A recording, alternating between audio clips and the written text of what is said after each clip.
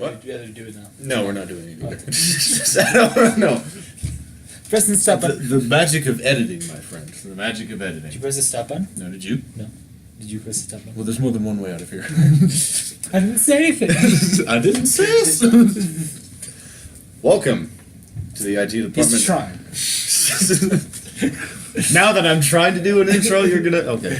All right, welcome to the IT Department Podcast. Make sure to like, comment, subscribe if you want to. Comment if you liked Incredibles 2. Comment if you didn't, and tell me Ian that he's dumb. Okay, thanks for watching. No. No. All right. You keep your hands away from the computer. So let's get into our biggest thing, maintenance. Ian is leaving for a month. He'll be back. Yes, I will be venturing to Costa Rica. San Diego. For the no T-Rexes. For the month of July. So Tim tells me he has a plan. We'll see if that plan is actually executed, and I won't say what that plan is. I have a plan. Do not say this plan. I have a... What percentage of a plan do you have? 12%. 12%. Okay. Well, he has Not even a concept. He has the plan. I know. I'm a. It's more conceptual. It's not even a concept, really. Yeah, it's not. You're taking their side. So I'm aware of what it is, but I won't disclose it. You shouldn't disclose it because it should leave a surprise for the viewers. All right, I just want that was the surprise. I just want to top the rest of the episode. That was the surprise. The podcast is just going to be him making bird noises for the whole month. Every week. Every day. Every day. I open my mouth. It's just like 3 seconds of just straight bird every day. So yeah, that's what's happening. I will not be here for the month of July. And, my hand is raised, by the way. Yes, sir. Can I talk now? Yes, you can. All right. As long as you don't disclose your plan. All right. So there it is again. All right. So that's our main point of We're maintenance. gonna have a hostile takeover of many guest hosts, possibly. I don't even know if we'll do an Ant-Man and Wasp episode. We might just talk right over things. Did you just disclose your plan? Well, like I don't have to do it by myself. It's boring by myself. That's true. So I'm saying there might be a barrage of guest hosts. That's yeah. Who knows? So also we might not even do an Ant-Man and Wasp. So I'll just leave that out there. Because if you're waiting for that, then my bad. My bad. We're gonna do a Skype call. My voice will be so bad. And you'll just Spanish yelling. In the back, I don't know what about, because I don't know. Maybe my family did not like it. When it comes out, will not like Ant-Man and Wasp. So that's what we'll be yelling about. But that comes out this weekend. Yeah, we're not to be talking about that. Or at least not talking about it this weekend. That's Hopefully, eventually. Eventually, we get a chance to. Maybe with Kill Hamron if he gets. Maybe with Kill Hamron because he's our Marvel guy. He's our wonderful Marvel guest host. So. And Jaden will never be back. I'm sorry, Jaden. There's no more Jurassic Park movies, so it's over. We're gonna have to wait. When is the next one slated to be released? Never. It's canceled. Was it? I don't know. No, it's not. It can't be canceled. I think it said 2021. Probably. Yeah. But whenever. Because this one was 3 years after Jurassic World. Something like that. So I think there were like 3 year gaps. Yeah. In between the movies. Which should be alright. So sorry, Jaden. Never coming back. We'll call you back in 3 years. Never coming back. I give you 5 out of 0, so that's still a 0. So math? It's actually. Why would they change math? Math is math. Math is math. There's our quote. There we go. That's intro done. Yes, we did it. All right, are we done now? Well, there was a second point of maintenance. What was it? R&D. Sorry, no. That wasn't R&D. That was maintenance. No, that's what I meant. We're moving to R&D. Oh, that's what I meant. Yes. We need like a theme song for R&D then. Oh, in that case, he's doing the movies. What? We have another one, right? Yes, we do. Okay. Yeah. So that was our theme song for R&D. It shouldn't have been. I was joking, but whatever. No, I know because that's the talk show track, so that would have worked better for the. We just talked anyway. Mandatory. Okay, moving on. We can present the actual thing as like the news tonight. Yes. Wait, we do that one. No, just move. All right, moving on. We're fine. So we're just going to do one thing of R&D because it's kind of late at night. Actually, it's 7 o'clock, but still, it's late at night for me. I go to bed at like 6:30. Yeah, so we wanted to make sure we got this at least one more episode out before I was gone. I like hibernate for like 3 months and then come back onto the podcast. You can't really tell. I like snore half the time. So that's what that was when I went back and listened to the recording. Just Sorting. Right. So Our only point of research and development today is referring to the unfortunate cancellation. It's not really cancellation. No, not really. It's like a Postponing of Disney. Well, maybe it's not unfortunate for some people. For those who boycotted Solo, I'm sure they're very happy. Because now they can boycott episode 9 without any. Exactly. Yeah. Which is like something so- I don't really care about. I'll probably go see the movie opening night still. So here we go. Even Yeah, if due the to last two are greatest. the poor box office performance of Solo, Which was undeserved. yeah, Disney went and decided to postpone any future standalone Star Wars It's movies. Disney's official statement. Like the rumors are they're all like postponed until like Boba Fett, which is supposed to come out like right after, which was supposed to come out right after Episode 9, is coming out like it's supposed to be filming 2020 now, which would be like the year after Episode 9. But Disney's official statement is stuff like we're repurposing budget, we're like going over the budgets for these movies and seeing what we can repurpose to other main movies and such. Also, I really hope this tells I you- don't know what for. The main movies make enough money. Yeah. It's like, oh, we're just gonna do this. You see, they don't want to spend too much money on a movie that'll flop like Solo again. Because Solo barely made back what it made. Yeah. It was tossed. So they want like the repurposing budget money. Mm-hmm. So if there is another flop, which is a huge possibility, it can. Mm-hmm. Especially with the attitude right now. The real disease I would like to diagnose is Dr. Tim. Putting on my stethoscope. Okay, I'm listening. What is your diagnosis, Doctor? Dr. Tim in the house. And Welcome. and then reference as many Dr. TV shows as it can. Uh-huh. So, Grey's Anatomy. That one wasn't so sneaky as the house one. Yeah, But, the house one. Are you a good doctor? I'm probably gonna have to just scrub the situation all over the place. That was not a good. Yeah, you metaphor. need to go to the ER. Can I leave? You started this. Is there like an office camera I can just stuff and send this? Well, we might have to go to a park, but you know. We're gonna wreck stuff at the park. Oh yeah, sure, for sure. So we're gonna go park and wreck. Yeah. This is quickly devolving. Back to what we were saying. Dr. Tim Dr. Tim, has what diagnosed- diagnosis were you going to make about the So, disease in the Star Wars There's community? disease, Grey's Anatomy. It's Star Wars community. so. I'm sorry. Focus.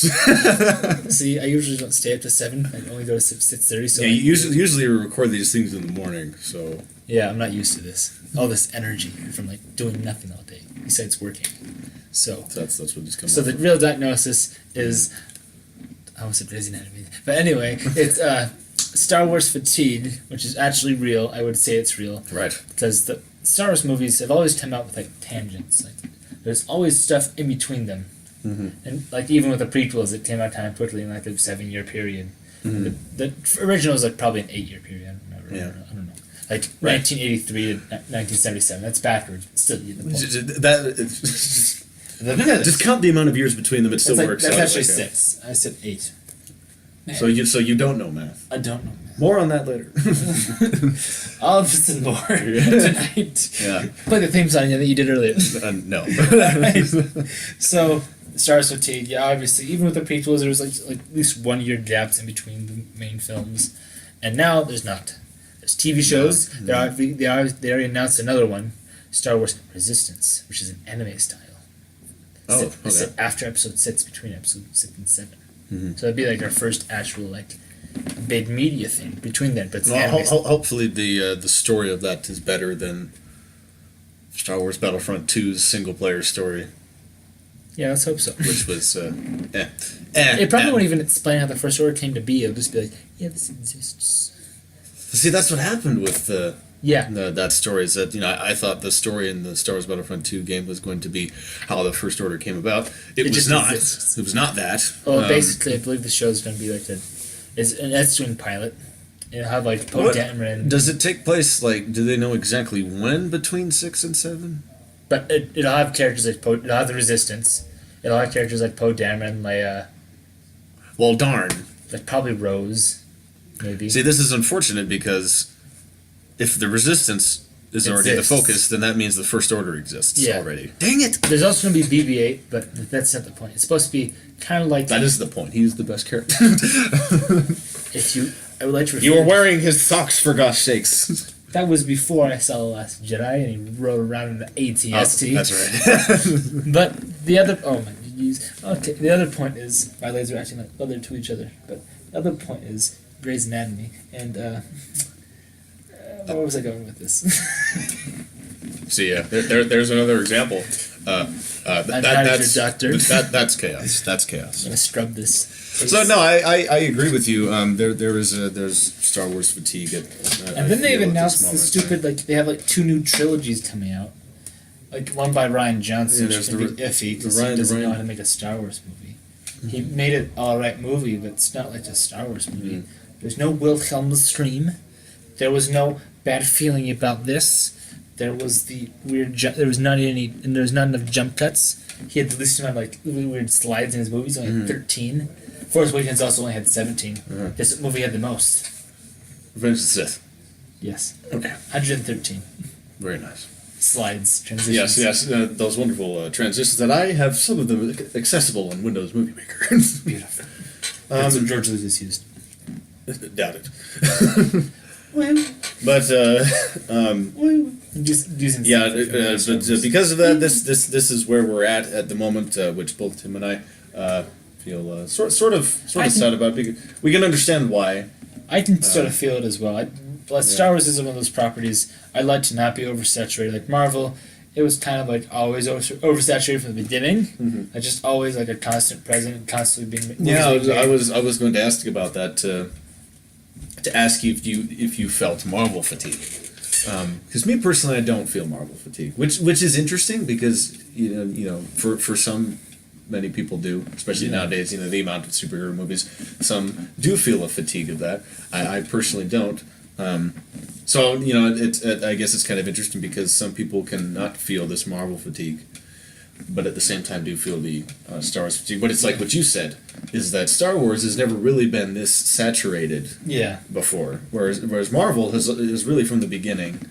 It's more now, obviously. Yeah. But from the beginning, they always had yearly releases in their movies, and they were, for the very large part, good and consistent movies that many people and most of the community enjoyed. You see, there's a thing called the Iron Man sequels. I said Thor 1 and 2. I said large part and most of people. There's a thing called Phase 1 besides Captain America and most of Iron Man. What do you mean most of Iron Man? I don't know. I just remember having bad feelings about the tiniest bit of that movie. Which was... I don't remember.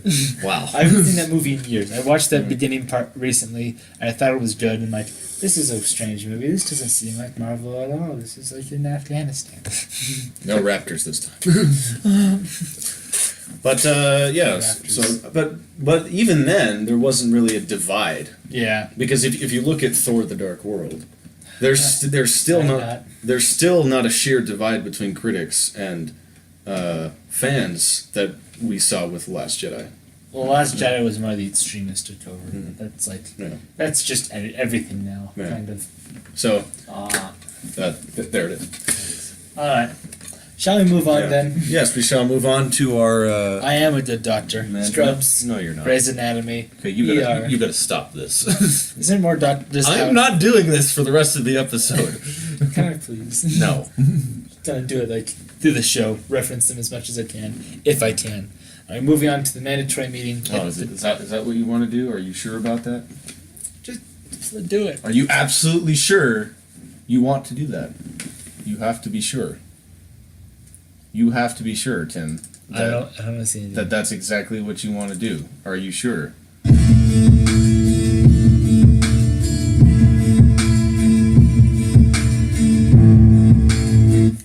House, yeah.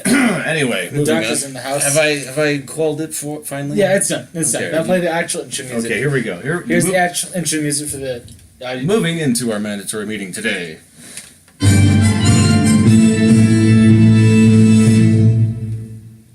What was that guy's name besides just Chad? Just Chad. I don't Chad Chadley here. Chad Chadley. Welcome to Chad Tonight IT department. Yeah, our mandatory meeting today is The Incredibles 2. Oh no. Yeah.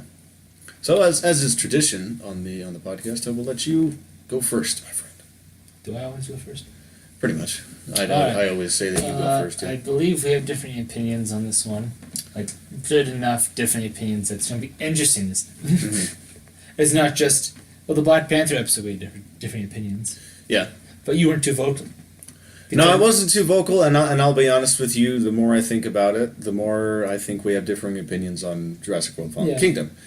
But at the time, I wasn't extremely vocal about it either. And I think that's a difference in our personalities, which is totally fine. Which is why we have two people on the podcast. I did do it by myself. You just said before that it would be boring. I mean, it would, but I could. That's true. Yeah, you could do it, but it would. You didn't stop me. You really should. Beat him to the reference. Tim was so preoccupied with whether he could, he didn't stop to think if he should. Yeah. All right. So, go ahead. Lay it on me. I believe, dish out your as review. Someone pointed out to me in the YouTube thumbnail, this is like the best way to say it for me. Mm-hmm. Incredibles 2 was good. It was not a bad movie in any right. It had some stuff I did with, but overall it was a good movie. Yes. But the fact still stands. It is average. Mm-hmm. I think the phrase that you found last week that you said was painfully average. Painfully average. Mm-hmm. It's like The Incredibles 1. We watching just a clip from it in a YouTube poop that we watched earlier, like 5 minutes before recording the podcast. Mm-hmm. Like, reminded me how good the original was. Just seeing the original one, like the style and the flair. And then we saw, then I think of the other one, after just seeing commercials for it, like an hour ago on my telly. I'm British now. Your telly? My telly. Your box. My box. My Trevor. That's an actual word they use. I love it. But on the TV... To all of our British viewers out there. There's like 2 of them. But thank you for watching. I wonder if they watched Chad tonight. Play the music. Yeah. Cue the music. Yeah. Alright, so yeah, painfully average. It still stands that it's a good movie. It's a good Pixar movie on its own right.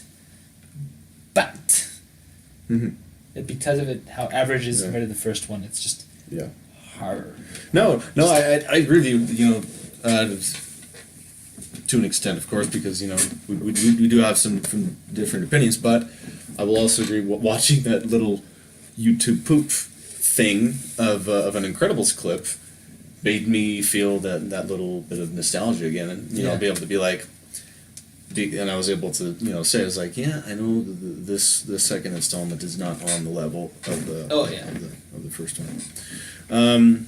But I thought about it after I had seen it, remembering what you had briefly said on our last episode, thinking about that, and in keeping that in mind when I went to go see it, and then after walking out of the theater. And here are my thoughts on why there may be this thinking involved. I went to see it, and there were a buttload of kids. Children were there. In the theater. And you saw the Hotel Transylvania 3 ad again. Unfortunately, yes. I just wanted to die watching the second one, because they had to, because the children are in my family. Mm-hmm. And then there was a third one. I'm like, why does this need to exist? Yeah. What did I do to be suffered to watch trailers for Sony animated films? Mm-hmm. I've watched the Emoji Movie.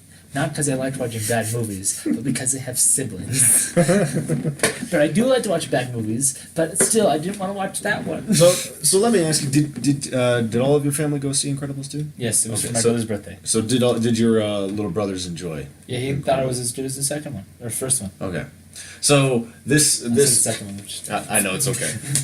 It's okay. Slap my knee. Slap knee slap. Knee slap. Hi, I'm Brady. That's true. He does do that.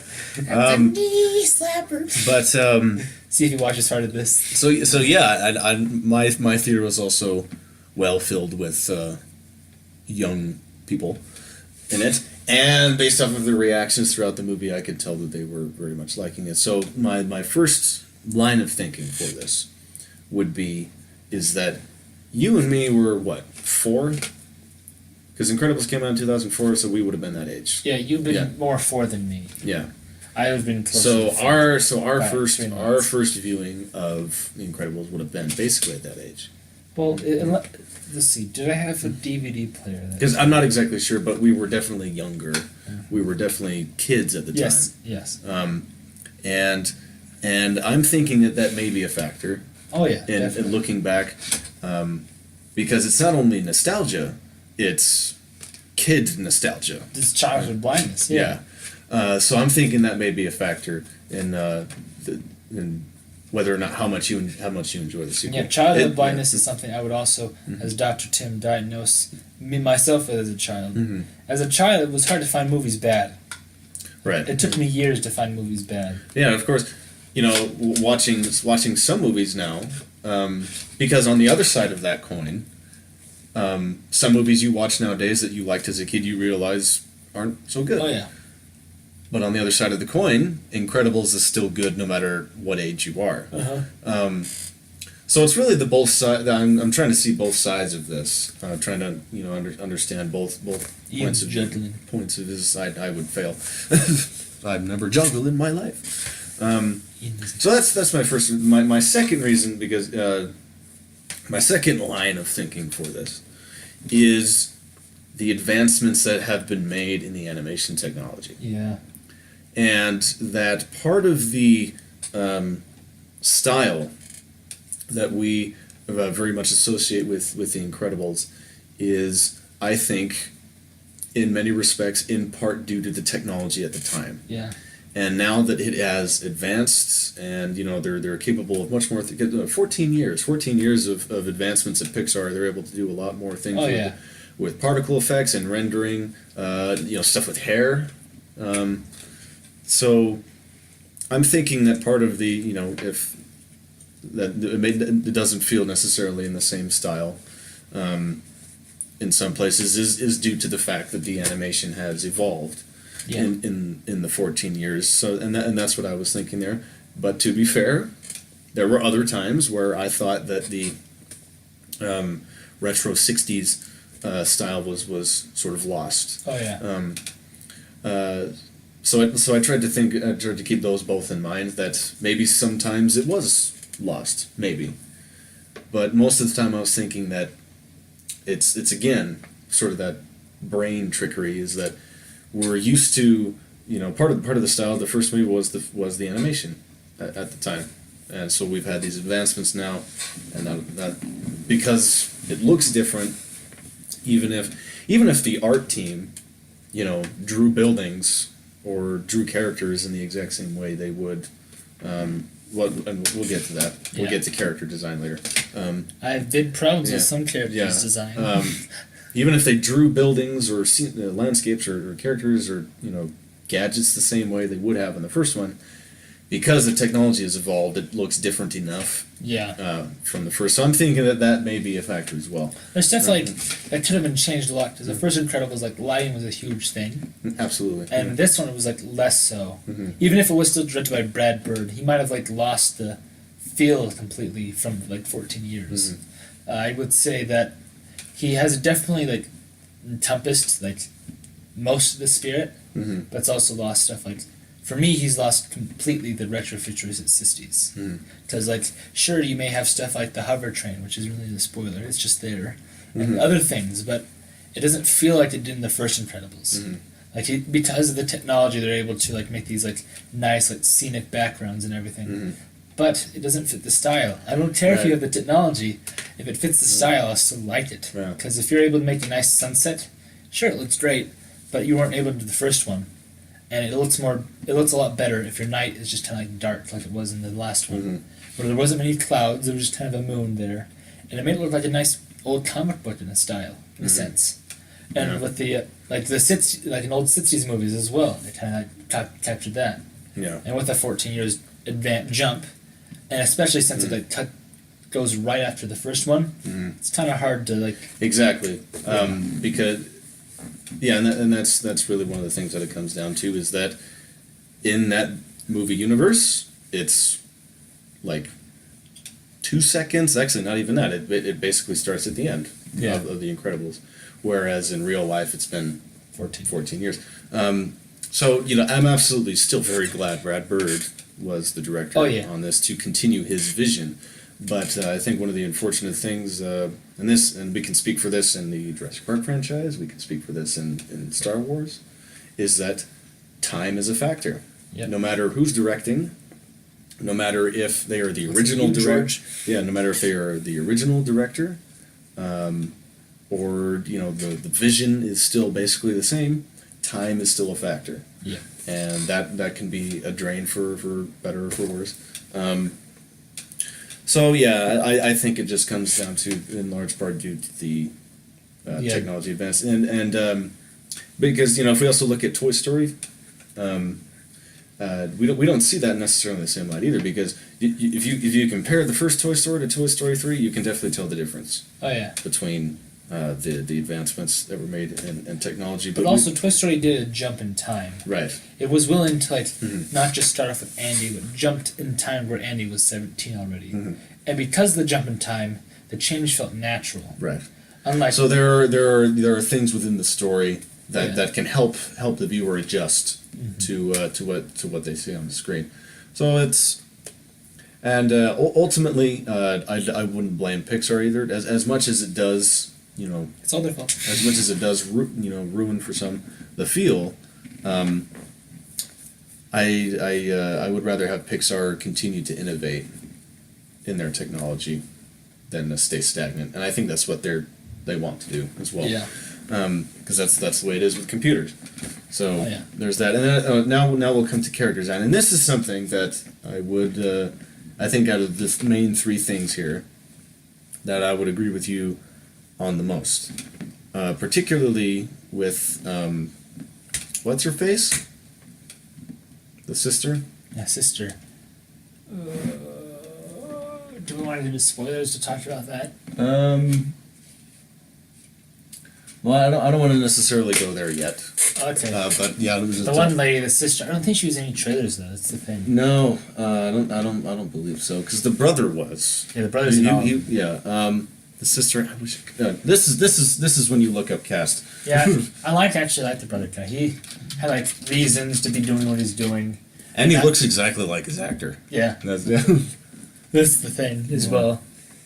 Let's Cass up there. Cass up there. Help me out.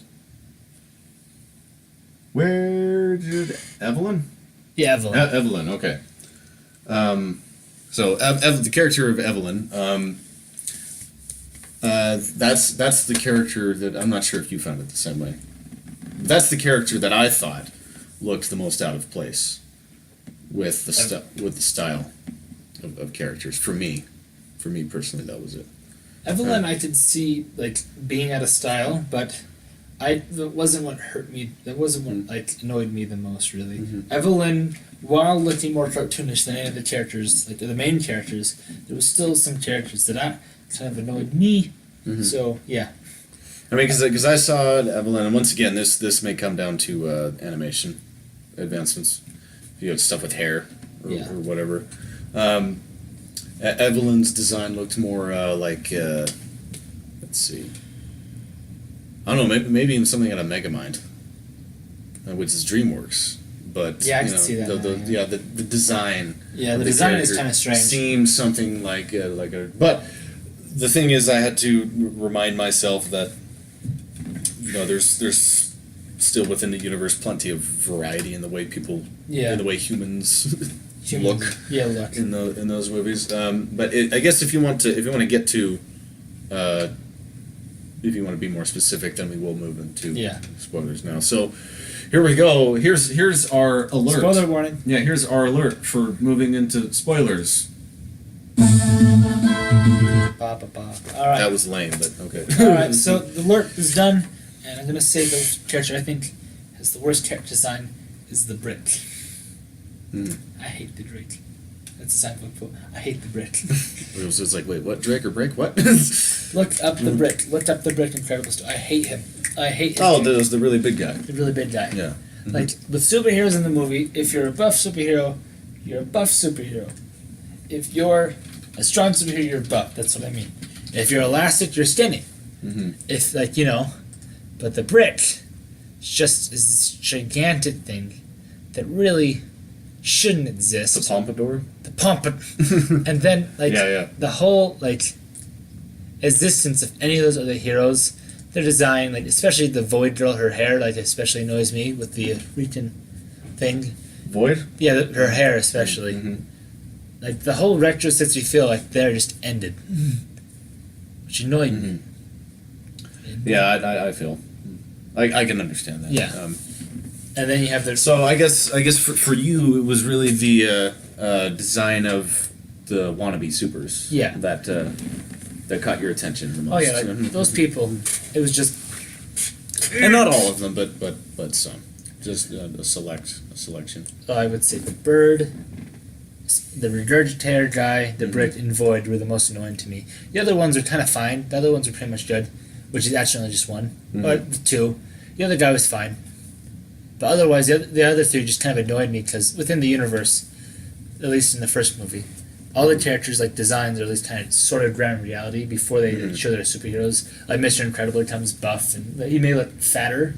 But he still has the stature, right? Yeah, he still has the structure. It's still the super strength. Elastigirl is skinny, but she can make herself larger into a trampoline, and that's something I did like in this movie. How freely they use her powers, how she flattened herself, and how she used herself a sling to throw her. Absolutely, my favorite parts of this movie were the action stuff. Oh yeah, with Elastigirl. I remember the shot that actually made me be like, ooh.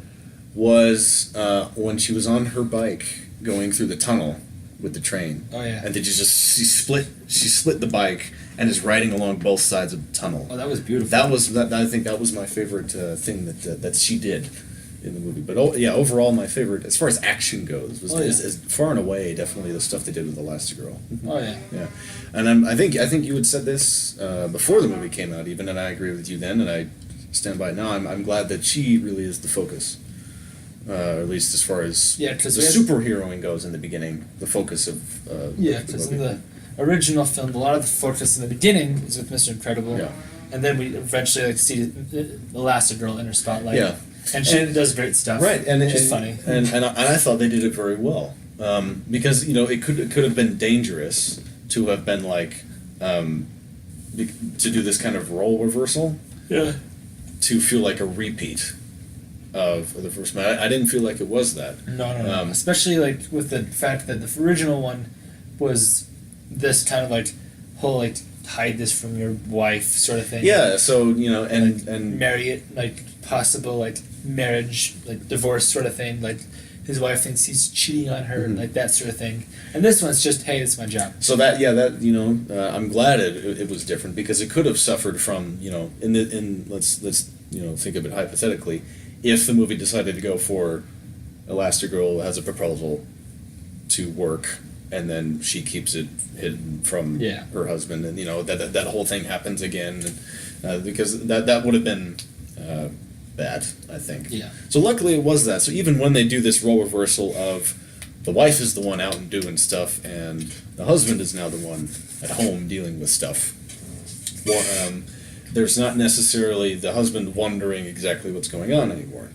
And worrying about an affair or that kind of thing. Yeah. So another thing I'd like to talk about is the plot. Yes. Especially how convenient it just ends. The consequences of the superheroes being hypnotized and everything. Spoilers if you already didn't care about the spoiler warning. Because we did. Sorry if that wasn't clear enough. The superheroes being hypnotized and nearly murdering an entire city, just so Evelyn could just keep superheroes illegal. It's just kind of dumb. The whole thing is just kind of I don't really care for this. Yeah. Overall, referring to Evelyn turns out to be the villain. Yeah, she is the screenslaver. She is the screenslaver. She's not the person in the mask. She's just kind of behind the scenes. Yeah, the mask is a character. Hoax. Yeah, is a character used as sort of a front, and I liked that part because it could have run into that it tried to be different in that fashion. Yeah. That it's not a villain in the sense that it's hiding behind a mask. Yeah. In some senses, they are until it is revealed. And at that point, you know that the mask is just being used. Uh-huh. That the villain doesn't really define themselves by that mask. Oh yeah. And that their goal is the same with or without the character that they had created. Yeah. Just fell off the bottom. Why did you break my chair? It's not broken. I kicked it. It can be replaced. Yeah, it was just there of a thing from the bottom that was there. And just kicked Yeah, it. no, it falls off sometimes. But yeah, so I liked that element, that it's sort of the it was, you know, I'll be totally honest, it's slightly predictable. Yeah. Still surprised the kids though, so I had to remind myself that these movies are still Mostly for kids. made for kids. Like, especially the first Incredibles was more dark and more like willing to be like there for a family audience, Mhm. and this one did swear, Mhm. which was the Pixar first, I believe. Is that right? I think so. Yeah. So it did swear. I remember catching it. Yeah. Yeah. But yeah, I liked that bit. Yeah. That it was just as you said, what was it? Hoax. Hoax was the word. Yeah, Yeah. it was a made up design. It was a faked character, and that, you know, the screenslaver uses whatever means it can. It's not just one. You know, it can use others, and the mask is just a red herring Yeah. for something. I like the idea. I think it's a little bit better, especially Evelyn not being in any of the trailers. Mhm. Helps me cement once I got into the movie. Because if they were going to swear in the movie, they obviously intended adults to see this. Mhm. They obviously intend this thing to be seen by people who have watched the original one 14 years ago. Well, they also included that intro, so they're very aware. Yeah. Of the people that were waiting. Yeah. And so they expected this to not be just predictable. They wanted this. They wanted to surprise more than just the kids. They probably want to surprise us. Right. But the thing is, with the marketing, Evelyn was in none of it. Zilch. Mhm. Because right as I saw her character, I was like, that's Screensaver. Don't care. Even if it's unmasked, Screensaver doesn't really matter. Yeah. My money was either on the brother Oh, the brother, yeah. or her as soon as we started getting into it. Yeah, like the first time they argued, I'm like, that's her. It's her. To be, in all fairness, they do try to, because they're using that sneaky tool Yeah. of the screensaver actually just being a character, in that when Elastigirl goes out hunting, that both the sister and the brother are in the same room. Yeah. But the screensaver's still there. So that is in its own way. Yeah, That's it's- still maintaining the trick, the deception to the audience. Yeah. So that worked. So and I like the technology. That it's like because I picked it up when they found out it was just a pizza guy, but they still had the mask. I was able to decipher as like, oh, it's got the flashing things inside the mask, and that's how that works. And of course, Elastigirl, a couple minutes later, came to that same conclusion. Yeah. And you find out who the villain is revealed to be, Miss Evelyn. What's the last name? Dever. Dev. There it It's is. DevTech. But yeah, That's right. even like I wasn't as obvious like with you, I didn't know the things were in his face, even if it was all over the marketing. But I knew it was still her somehow. I'm like, she's got to be controlling that guy somehow. If this movie's gonna be cut straight to the point, that guy's a pizza guy. And he was like, one of those movies, that guy's actually a pizza guy. Which kind of disappointed me in how convenient the plot is. How conveniently everything goes up. Well, it probably could be said within First Incredibles, it probably is convenient as well. I'm just not remembering it correctly. Exactly, and then again, there's the Childhood blindness. killed kid nostalgia. That is a factor Dr. Tim in here. the house to Yeah. diagnose both of us. With this. Yeah. Did put stamps on our head. We are blind by our childhood, but still, I would believe it's probably very convenient in the first one as well, but maybe less so because this one's all like the second one. There's always consequences for what they do. Bob wants to have an interesting job in the first one. He wants the superheroes to be back. Well, here's one thing, and I'll let you continue here. Hopefully, you can remember. If you don't, my apologies. So, go ahead. Yes, I was going to say, referring to, because this is one thing you had mentioned about convenience at the very end of the film, with the whole hypnotized supers. And no one cared. Is that damage still happened? To a degree, not nearly as much as was going to be fair, but some damage still did occur. And what bothered me a little bit was the fact that the Evelyn was instantly arrested. How they instantly knew. And I was thinking because this movie has been talking about perception and the collateral damage that supers can have, right? Yeah. So I was expecting the ending to be something like that. That even if Evelyn was stopped, that the perception from the people would still be that the superheroes are responsible for something. Yeah. And so when I saw at the very end that Evelyn was just like, oh, she's already arrested and being put into a cop car, I was just like, well, that was fast. That was very quick. Yeah. And it's like, did all of the supers vouch that they were hypnotized? Like, did they actually know it was her that hypnotized them? Or like, did they all go off, or did they only go off of Elastigirl and that was it?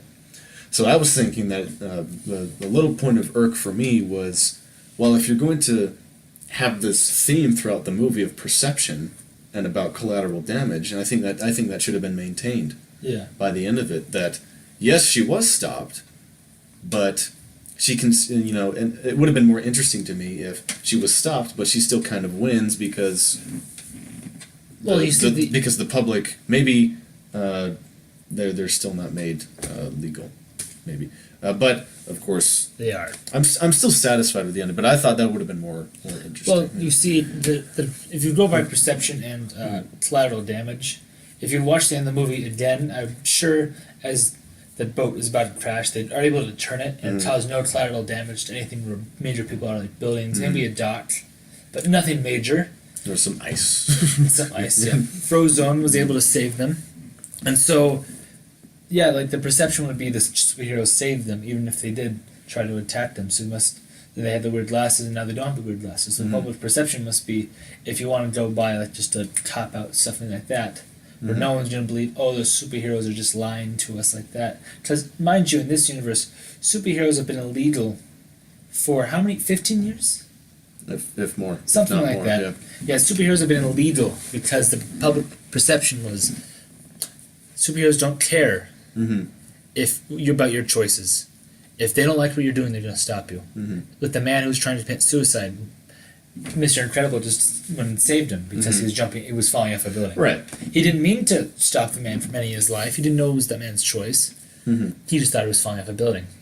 But public perception saw it as you saved a man that didn't want to be saved. The supers are exerting too much power. Yeah, right. Exactly. So they need the Sokovia Accords. And then of course with the train later that night, the blown up building, the train, where he tried to save them, but obviously caused a bunch of damage. There's probably reporters like the own universe, J. Jonah Jameson, in a sense, saying, look at the superhero, sure, he tried to save you, but is he actually saving you or causing more harm? And there's like how much damage is he causing as a result. And the people in this movie, the second one, don't seem to care about any of the ramifications. There's no one like screaming from the high hills, hey, remember when the superheroes did this? Remember when the superhero got taped that ton of airplane and caused it to crash?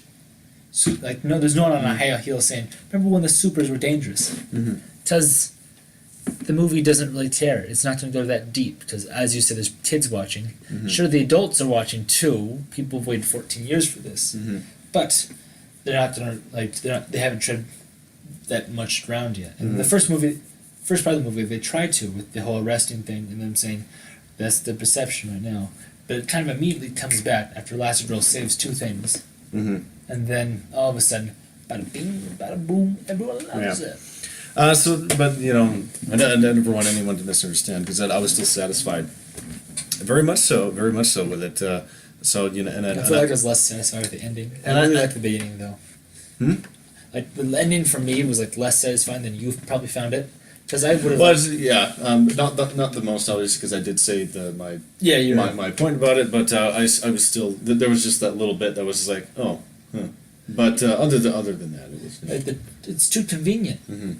As you said, the people don't care. As I said, people don't care about the past ramifications of superheroes.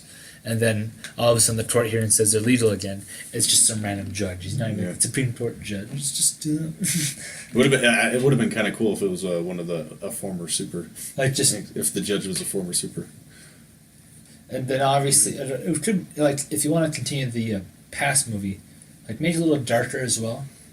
Because obviously the last movie, while being a family-friendly movie as well, it was also dark and gritty. Not like just dark, like isn't like darkness, no parents, in the sense like it's just like a dark movie where like bad things happen. It's like the theme was darkness. Like as I said before, the lighting was a big factor.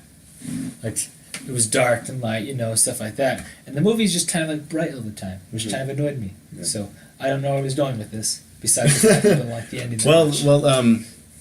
Yeah, like I said, it's like I shouldn't. I think it would be wrong of me, definitely. Nothing on the studio or the director or the writers. It would be wrong of me to expect, Civil War or Dark Knight kind of stuff, where the heroes are still, divided in whatever way, whether that's division between the public and people or within themselves. I shouldn't expect that.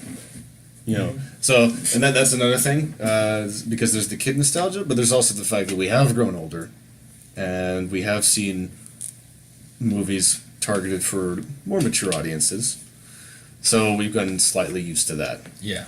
Because, I'll be honest, Incredibles 2 is the first, kids movie I have gone to the theater to see in a long time. That is very true. So... there's still that part that exists. Back to your stuff about lighting. I just remembered my favorite piece is was when Elastigirl was going on the hunt, or not necessarily. No, it was the sequence before that with the ambassador. Ambassador on the airplane. Yeah. The helicopter. That nighttime sequence in the city. I liked that. It's pretty good. Yeah. All the ways, because like I said, it's again the stuff they show with her powers, the stuff she's capable of, the way she's moving around the city. I was like, oh, this is cool. I just thought it was very cool. Yeah. Very cool to watch. One of the things that did worry me, referring to Mr. Incredible, is that I was worried that.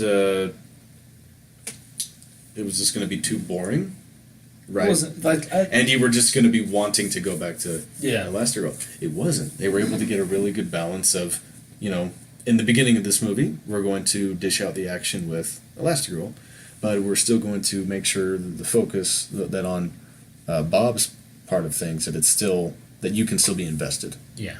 And I was. The struggling dad kind of thing I really felt for, especially when he was done at the end of the day, and he's explaining himself to Violet. I was just like, oh, it's like touching. I felt it, and of course the stuff with Jack as well, because that was something I forgot, is that they don't know that he has powers. I did forget. Exactly. It's like I sort of confused myself into thinking that they did, because of the end of the first one. Where he puts the mask on, yeah. But it's not true, because before that, when Syndrome's defeated. Yeah. Is that when Jack is using his powers against Syndrome, from down there they don't see what's happening. I can't see anything. Yeah, exactly. So I forgot about that, and then I remembered. I was like, oh yeah, so they don't know. So that I thought that was interesting. I felt kind of weird with the raccoon thing. The raccoon seemed too much like a human character. Mm-hmm. Like the Wile E. Coyote sort of character. Right. So I felt kind of weird about that, and that was the one scene in the movie that made me feel, okay. I mean, it worked for what they were obviously trying to do, which is to present all the abilities that Jack is discovering. Well, it's kind of weird for the polymorph. Is that the term? Yeah, I believe it is. I believe because as a baby, Edna explains how he kind of Edna. Edna is voiced by Brad Bird, but as we know. But she kind of explains how a baby still doesn't know how to feel access to the singular power. And as a polymorph, he has many forms. Mm-hmm. So he can have the form of the monster, the combustion, but because he's a baby and because he has so much stuff, we only got a glimpse of his powers in the first one. In the second one, I didn't really expect to have more. I didn't really want more. I was fine with the whole turning to stone, which they didn't do at all again. That's true. I was fine with the combustion and the turning into a monster, but then he'd clone, he'd shapeshift. The interdimensional stuff. Yeah. And the interdimensional stuff was introduced in the first one as well, for the Jack. That's right, I'm sorry. And the lasers were also... Yeah. And those I was expecting, and those I was fine with. I was happy to see that again. It was funny. But then all the other ones are like, this is weird. Mhm. Why is this? Yeah. So yeah. Yeah. There's a. But for the most part, we both liked it. Yeah, it To, was so to good. varying degrees, but Varying degrees. See, Yeah. I can complain more than Ian, Mhm. but that's just because I like to complain sometimes. So yeah, and you're more vocal directly afterwards about it. I may think about it more and then come back to you later and be like, you know what, yeah. And 'cause, like we'll how I see. would right now, I would rank the Jurassic Park movies, Jurassic Park 3, and then Fallen Kingdom. Right now, Mhm. that's the top 3. Then you Yeah. have World, and then Lost World. Am I forgetting? No, Free that's double fine. cheeseburgers with everything. Increase your rate of climb. All right, are So we done now? I think that was any final comments about Incredibles 2. Good movie. Not enough things. 0 out of 10. Wouldn't invite Jane Collins back to the podcast. Could you repeat that? I said, pretty good movie. 5 out of 10. Wouldn't invite Jane Collins to the podcast. Would or wouldn't? Would not. Okay. I just said wouldn't really fast. Okay, I was like, need to make sure that's clarified. So make sure that it's clarified for Jaden. Yeah, Jane, So, you're yeah, not coming back. You're Yeah, fired. if you're listening to this, I'm sorry that Tim feels that Does way. she listen to this? I don't know. She Let's might. hope not. Well, she might start because Please she don't. didn't really know about it until I invited her. Let's just can we go back to the beginning and just have like a message? Can we for go back to the days of Thor Ragnarok? 88 views. Can we do that again? Yeah. This is that- this is so sad. Can we get 88 views? Is that possible? I don't know. I did promote this on Twitter. I have a debit card. They have to pay like $5, but promote on Twitter. It's true. And then people will block us on Twitter. They're gonna report us for like some kind of copyright well, violations or something. you see, like when I don't like a Here, you know what? We can call this the HR section. Might as well. We're talking. Did about Brady not leave a comment last episode? I don't think Brady? I don't think he did. Yeah. Brady's having a staycation right now in the KOA. He works there. His whole family's there, and he. The thing is, like, because it's our KOA, you got it free. Mm. But his Still. his whole family's there. He and his many siblings. And one of our workers came in because I was working this morning when he came in, and he comes up and they're staying in one of our cabins. And he comes in and says, "Who brought the Bible camp?" So yeah, maybe you'll meet him. I don't know. I still have yet to decide my guest judges, hosts. Why did I Guess say the judges. Welcome to America's Got Talent. I'm Yeah. leaving you people. So yeah, Where's it's my like, red buzzer? huh? Where's my red buzzer? It's somewhere. It's not here. But yeah, as you well know, because let me ask you. Did you find the music consistent with the first one? Okay, that's good. That's I nodded. That's very important. Thank you very much, Maka G. Kino, for your music in the movie and Rochelle. for allowing Quoting us. Seinfeld. I guess we'll have to do an episode on Seinfeld one of these days for For Tim. But thank you, Michael, for your music in the movie and for allowing us to technically allowing us to. But thank you for letting us use it for the episode. All right. He's not letting. He's gonna sue us. We're gonna. Michael, This video is it's gonna get taken down. Yeah, like we monetize our videos. If you just happen to watch this before the copyright strike, congratulations. You did it. All right. Are we done now?